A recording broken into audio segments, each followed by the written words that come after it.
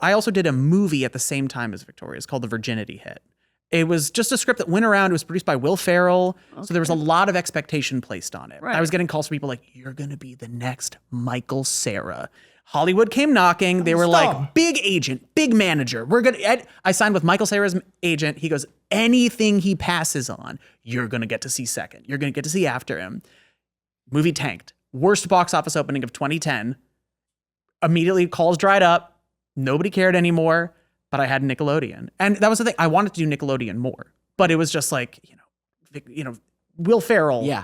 They were straight up like, you're going to be big. They gassed you up. That's brutal. Yeah, and we get little tastes of that. Yeah. And I'm glad that it happened young because it immediately humbled me in a way that if it had succeeded, I would be a nightmare right now. I would, 100%, more than I already am. I would I'd be a douchebag supreme rather than just a douchebag light. But yeah, like, I'm sure you guys probably, were there auditions that you got where you're like, oh man, like you could see your life completely going a different direction or jobs that you thought maybe were going to take you to the next plateau? Your whole story, I just like, I feel we all resonate with. Like coming off Neds, I'm like, my career is fucking set, brother.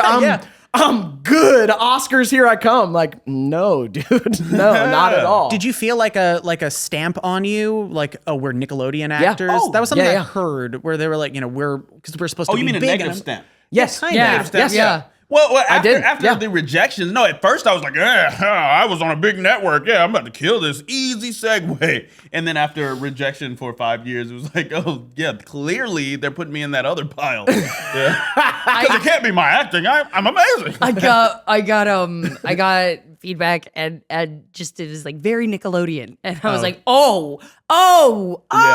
awful. Gotta go learn how to actually act. Yeah. Very Nickelodeon. That just sounds not great. Yeah. That sounds specific. Yeah. That's difficult about auditioning. They always say, and I'm really breaking protocol here. You have to pretend like you're like, oh, I can definitely book this. Yeah. You ever get an audition, you go, I'm not booking this. Sure. Why am I going out for this? Sure. The character's 6'2" and his name is Jamal and he's supposed to be Hispanic. Why are you saying? And they go, well, the casting directors don't know what they're looking for yet. And I'm like, it says in the script what they're looking for. And I would go out in so many auditions that are just wrong. Right. Yeah. And at a certain point I go, the pandemic really made me open my eyes. I go, I can't wait around anymore for other people to make the opportunity for me. To get it, to see it. I can't. It worked when I was 17. It's not working now. It's not a viable industry. This is not a viable career if I have to wait by the phone for someone else to say, okay, now you can move. Like, no. Yeah. So true. You have to grab it by the horns and pick up things outside. Like the periphery industries in entertainment, there are so many careers outside of just being that actor that I feel like you have to tap into to even find some type of fulfillment. Yeah. That's why it's smart that you did coding because there's so many practical purposes to coding. I mean, and just I mean, you picked up so many skills, Daniel. Editing, directing, producing, gaffing, like fucking everything. And a lot of those are really fucking enjoyable. Like I found the more I got out of just the tunnel vision of acting, like I'm like, wait, I actually really like writing too. I actually really like talking about film. I really like editing, even though it so fucking breaks my brain. I actually enjoy the process of editing. Like all these things I found, I could have been doing this the whole fucking time. Well, and I get asked questions because after shows, I go to the merch booth, I'll talk to people as they come up and they're like, how do I get started in acting? And it's a really difficult thing to say is like, do you want, and I like, here's the hard thing.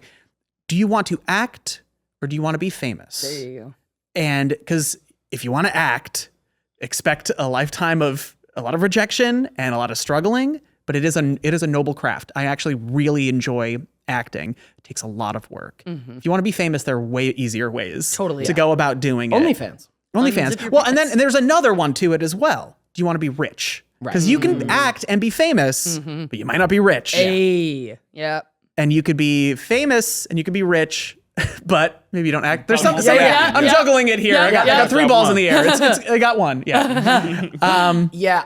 I have a similar thing. I don't know what to say when people ask me that, like, how do I get in? I'm like, I have no fucking idea. Especially now. Yeah, that's what I'm saying. I can't even say do an acting class. I have no fucking idea how you get into this industry. Anymore? I barely know how to get into this industry. Am I even here? And I'm in it. I still have friends who work at Nickelodeon, and they were saying that this most recent crop of kids, I'm not going to point out what show or anything, but when I was on Nickelodeon, that was the goal. That was like, oh my God, I can't believe I'm here. Yeah. Right. The goal now is use whatever you're doing now to build a platform for yourself online. Yep. They were all talking about their social media platform, not about how great the show is. They already have one leg out the door. They're not even, they don't care about it in the way they were never even fully in. No. That's wild. It's just about building your resume. Man. And it's smart.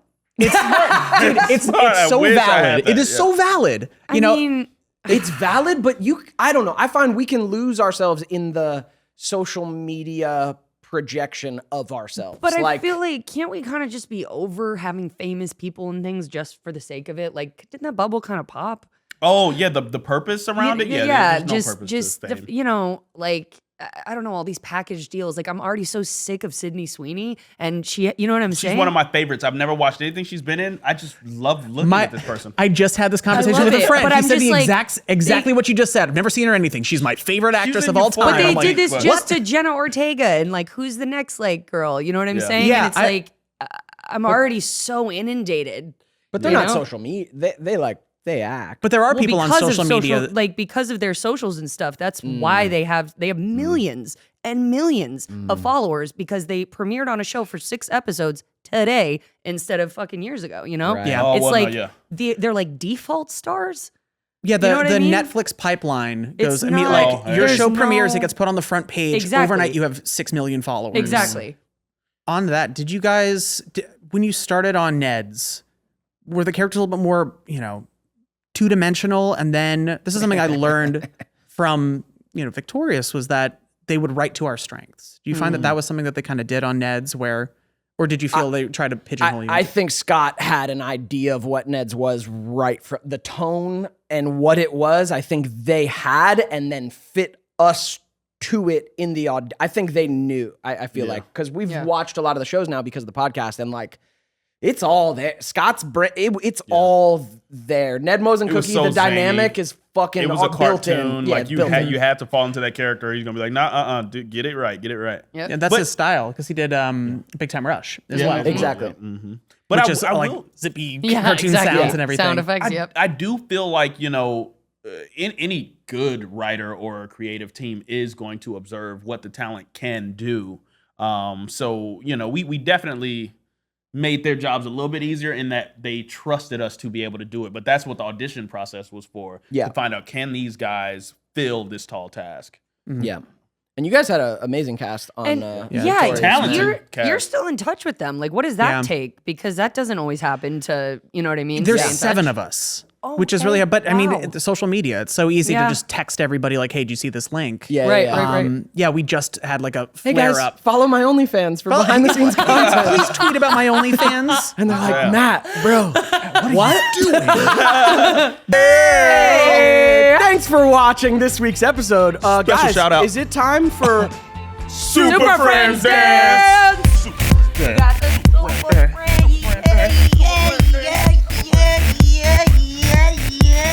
Thank you for being patrons. We love you. Special shout out. Thanks for making this this podcast possible. Go to patreon.com/nedspod if you want more from us and to support us. We love you. Thank you. See you next week. Bye.